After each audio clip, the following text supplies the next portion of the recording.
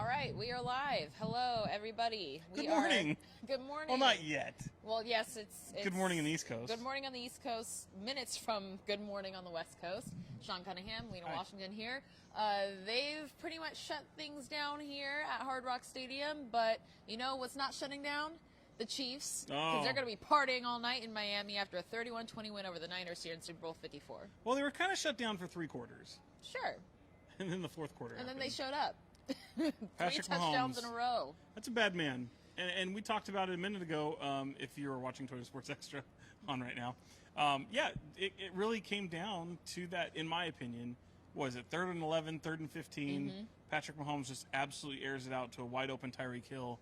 And that completely changed the momentum of the game. And I'm just not a big believer in momentum, but it felt like the wind was taken out of the sails of the Niners. Yeah. The thousands of Niner fans that were in this building, and much to the absolute elation of the thousands and thousands of Chiefs fans in this building, I thought it was over at that point. I couldn't believe it. They come down and they score so quickly. Patrick Mahomes he might have batted 1,000 the rest of the way after that play, and the Niners just had no answer for it.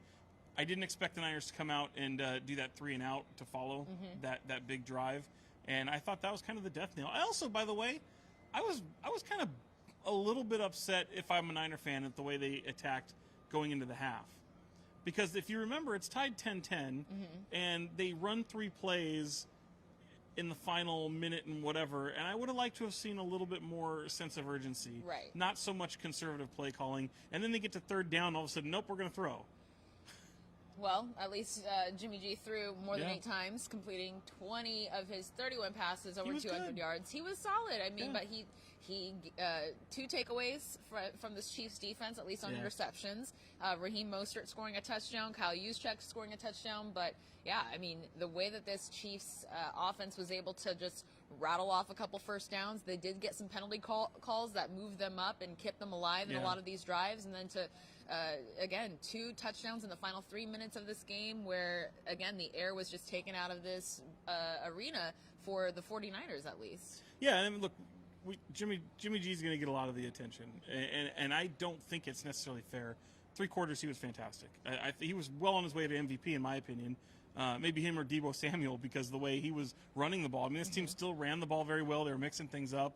I thought Kyle Shanahan went deep into his playbook and had a lot of interesting plays. But, look, they shut down a really high-powered offense for 3 quarters. And it really comes down to 1 quarter. That's the final quarter. Richard Sherman talked about it. He says, we made mistakes and we didn't finish. Yeah.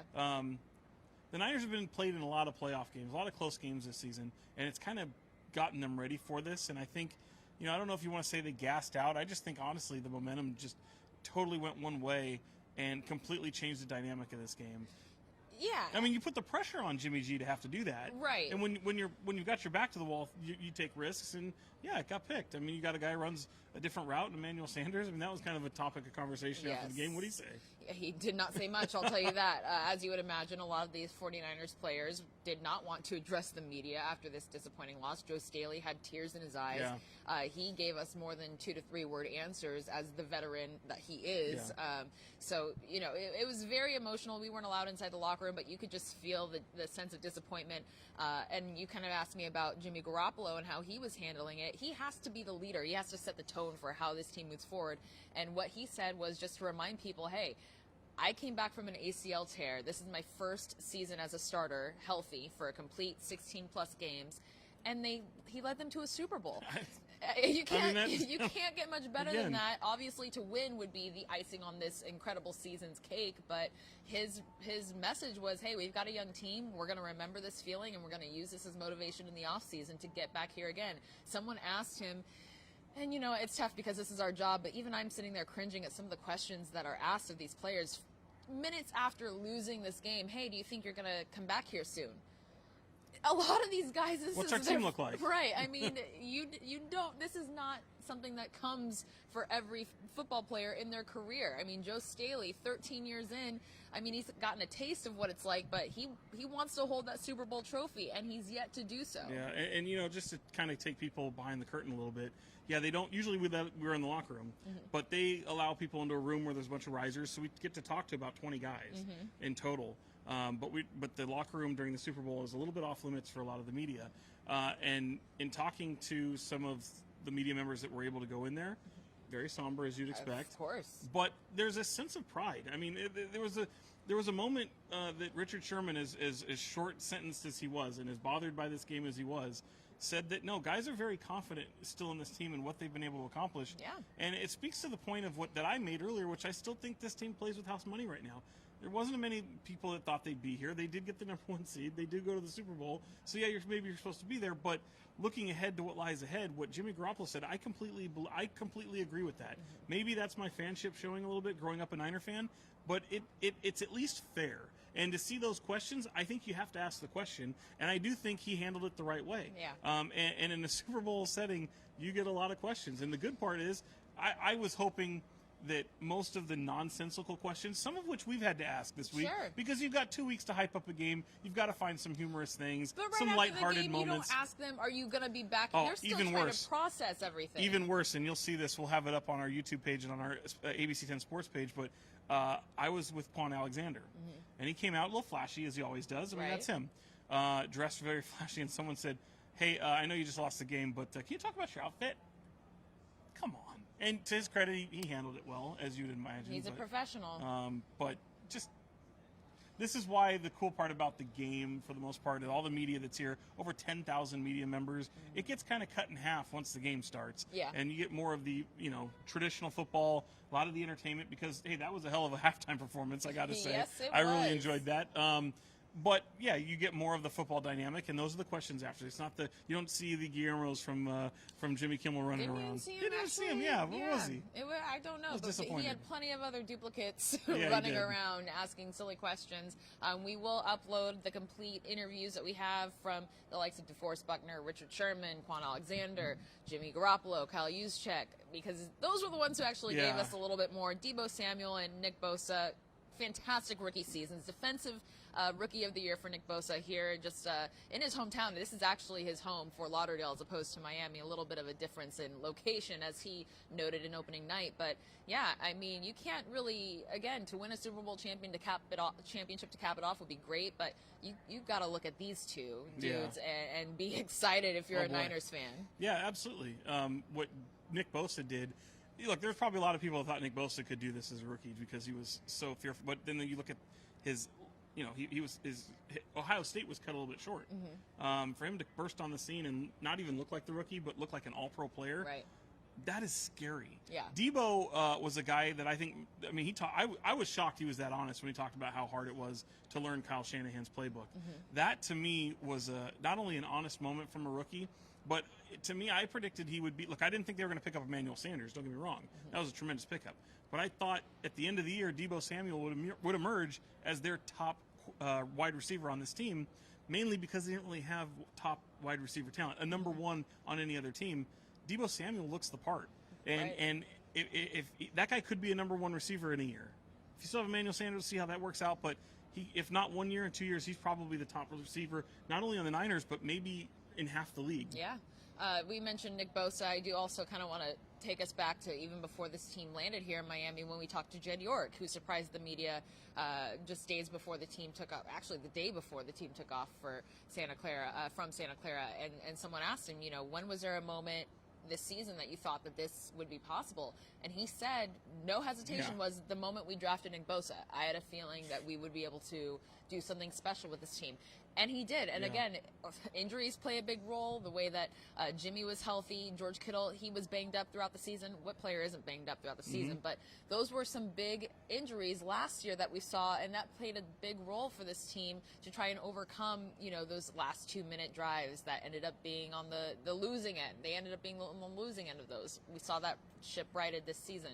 But again, so much pride in this team. I mean, to have that turnaround that they did under Kyle Shanahan, very young team, to make it this far in their careers. And obviously we have to shout out the 3 Sacramento area guys who we were following all season long, and since their middle school and high school days. Eric Armstead, Akella Witherspoon, Ross Dwelly, making it to the big stage 5 years into their NFL careers or less for them, and that's pretty remarkable. It is, and they've got that experience now. It's not going to be that new feeling if and when that next time happens. Even if they play in meaningful games, they'll have this to hang their hat on. Now, granted, Akello got in on special teams. Eric played most of the game, and Ross, I think special teams a little bit, but. Eric was the one that was the mainstay and has been, and he's had a terrific season. I'm looking forward to see what the offseason holds because I think that defense could look a little bit different. I think there's going to be a lot of pressure on John Lynch to keep this team together. Yeah. Kyle Shanahan said as much. He expects the whole thing to stay together. Well. And him and John Lynch are like thick as thieves, and I feel like. I know Kyle Shanahan's probably taking a little heat tonight, as probably most people will. Sure. But.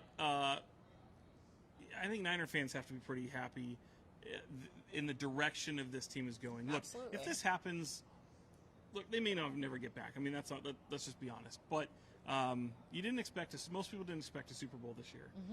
And I think by and large, what Kyle Shanahan has given Niner fans in terms of the way they play, the attitude on this team, how dynamic they are, how creative they are. It's certainly a fun product to watch. Yeah. So hopefully they can get back to this level, and I think he'll get that little bit of a monkey off his back. It's not nearly as big as what the one Andy Reid got off his back today. Right. Yeah, absolutely. And Patrick Mahomes, obviously the MVP for this Super Bowl.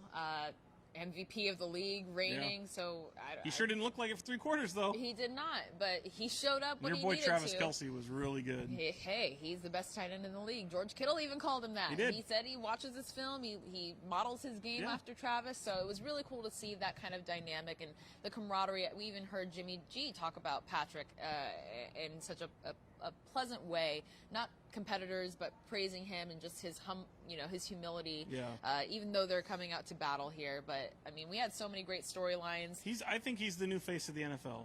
I mean, Yeah. I mean, I'm not going out on a limb. I mean, him and Lamar Jackson. Lamar Jackson is kind of, but I mean, I think it's far and away. It's Patrick Mahomes, and by the way, I know Tom Brady's still in the league. Well, he might be with the Raiders. He might be in Las Vegas. Yeah, he might be with the Raiders. God, that would be so weird. That would be strange. He's not a Raider. Yet. No, I'm saying, you've got to have you have to be, a Raider, I know Jerry Rice was a Raider, but he was he was a legit Raider. I'm not going to do that. He was a legit Jerry Raider. is watching right now. He's coming for you. I just mean that Tom Brady's not a Raider. You don't have that swagger. You don't have that. You're not a Raider. Because Derek Carr's a Raider? Derek Carr's a Raider. Okay. Well, Roseanne Teresi. Hi, Roseanne. She says they'll be back strong next season as well. Thank you, Jimmy G, for leading the boys. Yeah. Thank you, Kyle and John, for an amazing team you created. That's the spirit. And that is the spirit. Look, it's going to sting, and you want it to sting, but be appreciative. You know what? I mean, I'm not saying coming in... You can be a Cardinals fan. Yeah. And never see the likes of this kind of game in your entire lifetime ever again. Proceed. I just mean, look, appreciate the moment. Because, look, I'm not saying it's great coming in second place. But, I mean, when you're not expected really to be here and you had such an amazing season, it doesn't take away the fun from the season. It really doesn't. Now, it's easy for me to say because I didn't spend a bunch of money to come out and watch this. Right. We met some people. We didn't drop $6,500 on just the ticket plus $500 a night for the room. We ran into some Sacramento people who came, not only just 1 or 2 people, but no, they came in droves. They were like 8 deep. We ran into a group of 5 just together. The family we ran into from Natomas, and what was also cool is our photographer, Mike Garza, he went outside the stadium right after to talk to some fans, and he ran into some people from Sacramento, Modesto, Gilroy. Wow. A lot of NorCal people who had to come to support, and obviously we've got a lot of NorCal people who came to the Super Bowl, and likely if you have a NorCal team here, but that was great. Well, none more famous than I think maybe Davis native comedian and lifelong Kings fan Hassan Minaj. That was great. Pulling up as he was getting right out in the same entrance and we were there. Right where we were, he got in the same entrance, and then moments later, it was kind of weird because all of a sudden we see, hey, there's Joe Lacob, the Warriors owner. We know Chris Kelly and Vivek Ranadive, the Kings ownership group. They were here. They're huge Niner fans. You ran up on Jeremy Renner. I startled Is it Nighthawk? Hawkeye. Hawkeye. I don't watch that garbage. But yeah, I startled Hawkeye. He was great. From Jeremy Renner from Modesto. I'm actually kind of a fan of his music. Jeremy Renner, your music is pretty good. If anyone watches Jesus and Marrow, which I do, you already know about Jeremy Renner and his scatting. So it's fantastic. Insert that here. One of the best things Jeremy Renner ever did was in the movie The Town, where, spoiler alert, he dies. But right before he dies, he like sees a soda cup on the ground and takes a drink of it.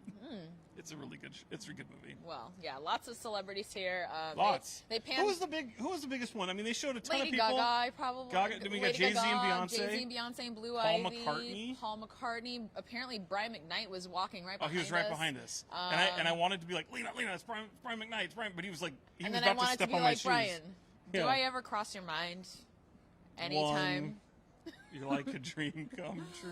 Yeah, lots of celebrities. I'm trying to think who else they Kevin popped Hart, up on that. Kevin Hart and his wife Aniko. Who cares? DJ Khaled did all the pregame. DJ Khaled, of course. Halftime show featured, obviously, the two Latina powerhouses, Shakira and J-Lo. They had a couple special guests in J Balvin and Bad Bunny. And then Emmy, Jennifer's daughter, sang I think it was Let's Get cool. Loud or it was some kind of... Yeah, and it was kind of like a stripped down version of that song. Or was it Born in the USA or both? Well, no, it did go to Born in the USA, which was kind of what Coldplay did to honor all the people that came before them at a certain point. And I was like, oh, she's going to do it this way too. But it was really just the one Born in the USA. Yeah. Which was kind of cool because I think there was a little political message. And with the Puerto Rican flag, because that is a U.S. territory that's not an international country. And I haven't seen much online. I know Shakira had a little GIF going around that I shared. I loved it. Memed. I thought that was cool. Yeah, I personally, the light show that we had too. Yeah. Tons of fireworks. It was like a Coldplay concert in here. Or a Shakira and J-Lo concert or something. We had all the bracelets. The bracelets were lighting up. Yes, we got our bracelets, our souvenirs. It was a beautiful spectacle of color and kids and dancing and energy. We saw exactly what J-Lo did to earn her role in Hustlers, if you haven't seen it. Yeah, that's the first time I've ever seen somebody show off their pole dancing skills. Only in Miami. You know what's great, though? I think that showed a lot. What's that meme where it's like, oh, F this, I'll go be a stripper. And because of her movie Hustlers, she's like, no, y'all can do this. You can be a pole dancer and still make millions of dollars. I don't know. I don't have the upper body strength for what she did. But it was pretty impressive. And again, she's a mom. She's 50. You know, Shakira's 43. You know there were strippers everywhere going, oh, thank you, J-Lo. Thank you, J-Lo. Of course. For not making a mockery of what they do. No, of course, of course. Congratulations, Kansas City. Both played very well, and Niners are still champs in their division from Tanya Meza. Yes, you're absolutely right. Both champions. You know who's happy tonight? Who? Joe Montana.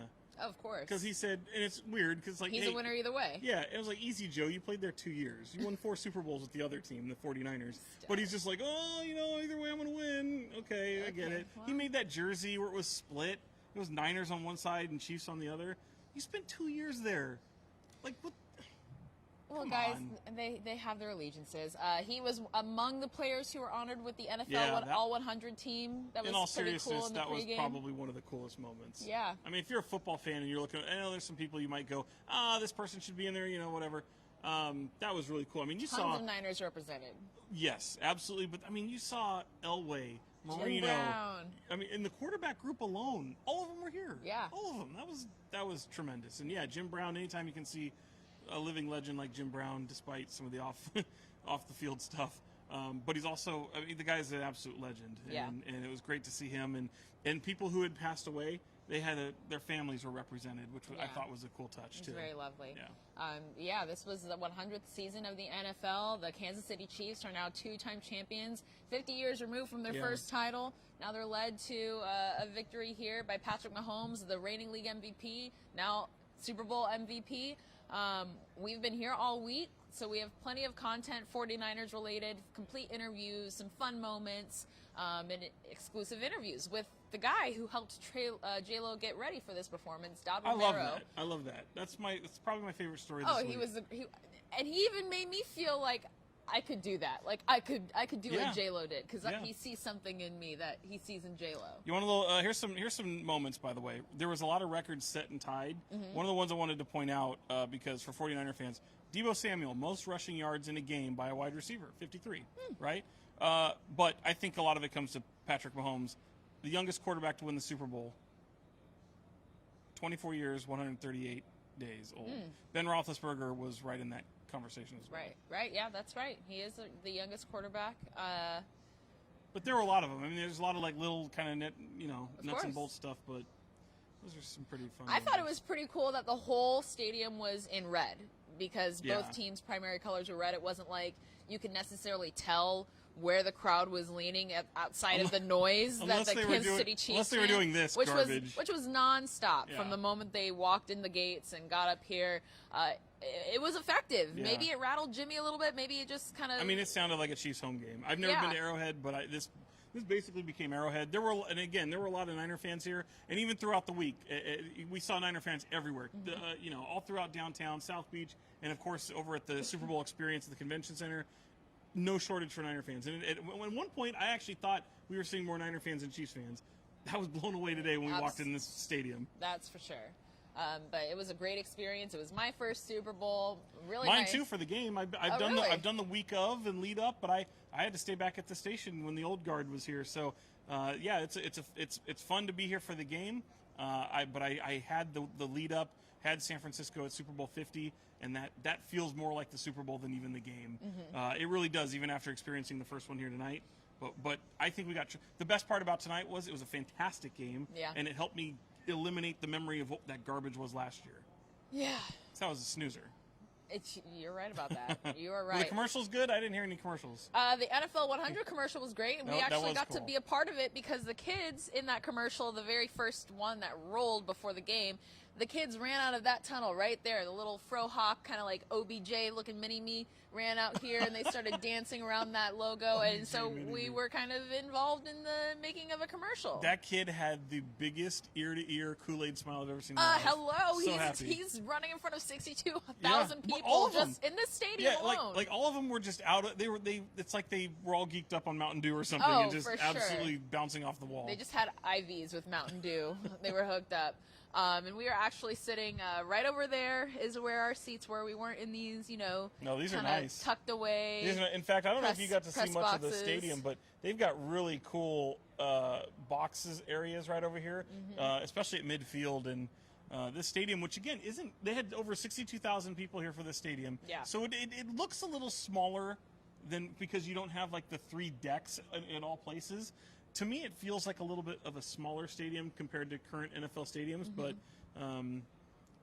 this stadium is kind of unique, and I actually really like it. It's got a lot of character. It's beautiful from the outside, too, because those little poles, as you see behind us, it's red right now, but they light up. It was teal, it was purple all throughout the halftime performance and everything. What was your favorite part of this whole week, Sean? We've been here literally for 7 days now, so when you think back on your experience, what was your favorite moment? I mean, I'm not going to lie. I'm a huge music person, so to have all the music experiences that we had, not only this week, but really on Saturday, which was kind of our day off to kind of rest and relax, and I threw that out the window and went to a Maroon 5 concert, saw Dan and Shay and Demi Lovato crash the stage, and then hightail it 3 miles out into Biscayne Bay onto an island to meet up with Mike Garza, our photographer, and Lina, and watch Lady Gaga perform at the Super Saturday show.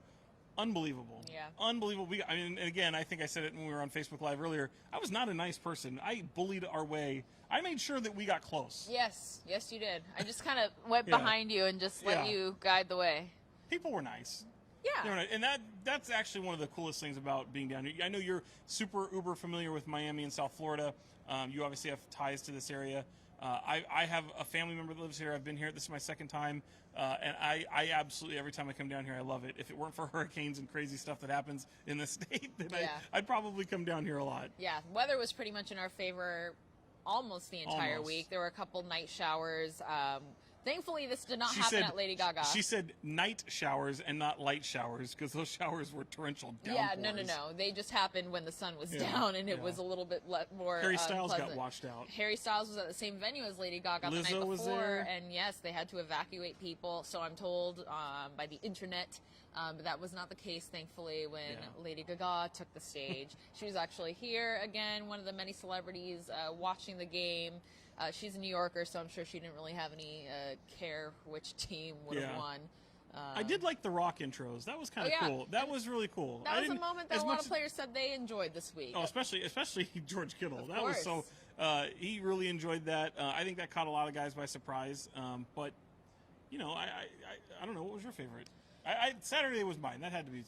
For me, this is my first time really covering a large-scale football game. Oh, football. Okay. Well, I mean, the NFC Championship was kind of a warm up. I've done a couple preseason games when the Rams first got to LA, but those are preseason. I mean, you're not really. It's an exhibition game. I mean, I was watching Sean Mannion throw touchdown, and it just wasn't worth anything. So just really being a part of it all. I mean, I'm rubbing shoulders with the women that I've watched on other sports networks who I've aspired to be or get on their level. So I think just kind of like that realization that, hey, you made it to this level. I mean, you saw the moment I had with Lisa Salters. That was great. Where I actually saw, the last time I saw Lisa Salters was I was freshly graduated out of college in 2012. She came back to my campus at Arizona State to speak with the Monday Night Football crew, and I snapped a picture with her. So I came and showed her the picture and said, hey, told her that story, like, this is the last time I saw you. And she said, well, it looks like you're doing pretty well for yourself. You're here at the Super Bowl. And it's like, yeah, that was a pretty cool full circle moment. So got the picture to tie it all together. Cool. But yeah, I mean, just kind of being in it and talking to these guys. I mean, I'm a Cardinals fan, but I'm rooting for Eric and Akello and Ross's success, and just being able to talk to them, share their stories, connect with their parents, see that joy that they had, and just seeing their sons reach this level. So much sacrifice, so much hard work, for 2 decades. And those families had a blast. Yeah, of course.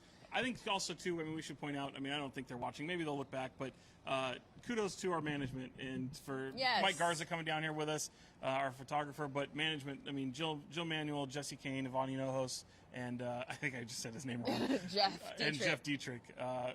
And tremendous help, and for all the people back there on the digital side helping us do these Facebook Lives. Chris Baker, Eric, Chris Hooks, that's right. Everybody. Yeah, it's been a lot of fun, and it's a huge team effort. Yeah. I mean, we were working some long days.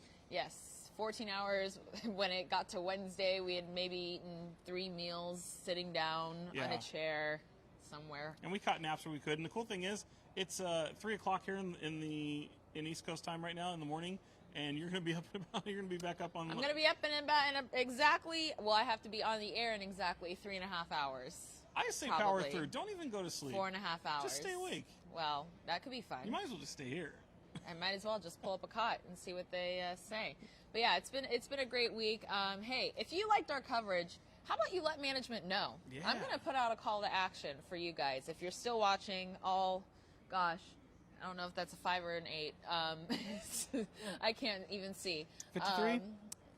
Anybody who's watching, or if anybody goes back, email our management at ABC10 and let us know how you felt about our coverage. Because, I mean, I'm not going to lie, you're not going to find, interviews with all these players, exclusive interviews with J-Lo's trainer, the complete press conference from the halftime show, this is a live humble brag presence. right here. I'm just letting y'all know we've been working. We've been working out here, and we've been doing stuff that nobody else is doing because this matters to us, and we want you guys to be immersed in this experience with us. Yeah.